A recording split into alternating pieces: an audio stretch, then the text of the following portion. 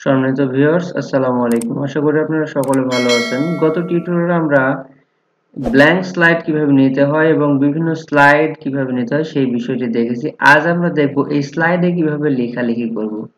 যখন আমরা একটা ব্ল্যাঙ্ক পেজ নিব তখন কিন্তু এখানে লেখার কোনো অপশন নাই। এক্ষেত্রে আমাকে প্রথমে নিতে হবে কি লেখার জন্য একটি অপশন তৈরি করতে হবে। সেটি কিভাবে করব?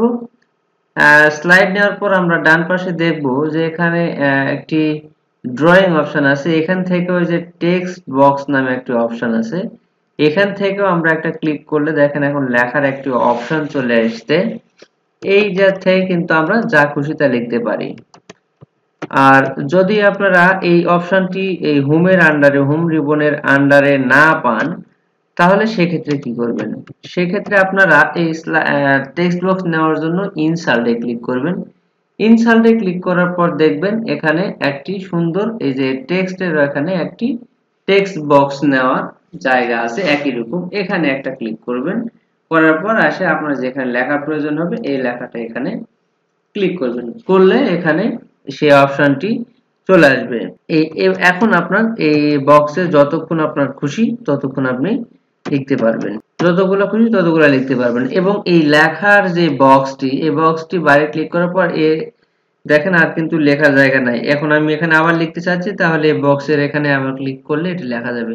এবং এই বক্সের লেখা কিন্তু আপনি যেখানে সেখানে এই স্লাইডের মধ্যে যে কোনো জায়গায় এটি কিন্তু আপনি রাখতে পারেন এবং ইচ্ছামতো আপনি এটা সাজিয়ে নিতে পারেন।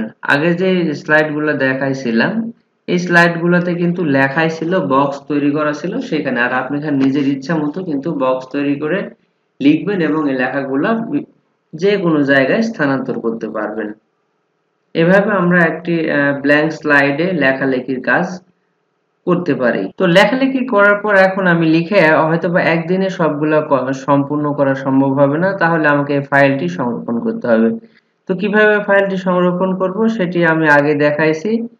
সংক্ষেপে আমরা কিবোর্ডের কন্ট্রোল চেপে ধরে এস চাপলেই কিন্তু আপনি যে নাম দিয়ে সংরক্ষণ করেছেন এবং আজকে যে কাজগুলো করেছেন সেই কাজগুলো কিন্তু আপনার ওখানে অটোমেটিক্যালি সেভ হয়ে যাবে।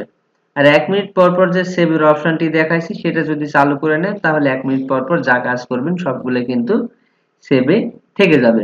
আজকে আরেকটি বিষয় দেখব, কাট, কপি এবং পেস্ট। এই বিষয়টি কিন্তু আমরা আগেও দেখেছি।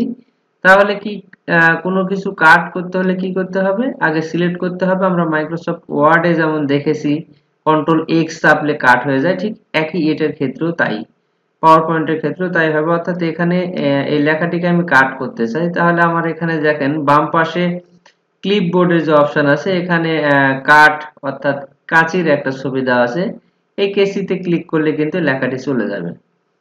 এরপর দেখেন এবার পেস্ট অপশনটি কিন্তু ভিজিবল হয়ে গেছে, অর্থাৎ আমি যেটা কেটে নিয়েছি এখন আপনার যেখানে প্রয়োজন বা যে স্লাইডে প্রয়োজন সেই স্লাইডে নিয়ে যাবেন, যাওয়ার পর এখানে পেস্টে ক্লিক করবেন অথবা কন্ট্রোল জেড চাপবেন, ওই লেখাটি কিন্তু ওই স্লাইডে চলে যাবে।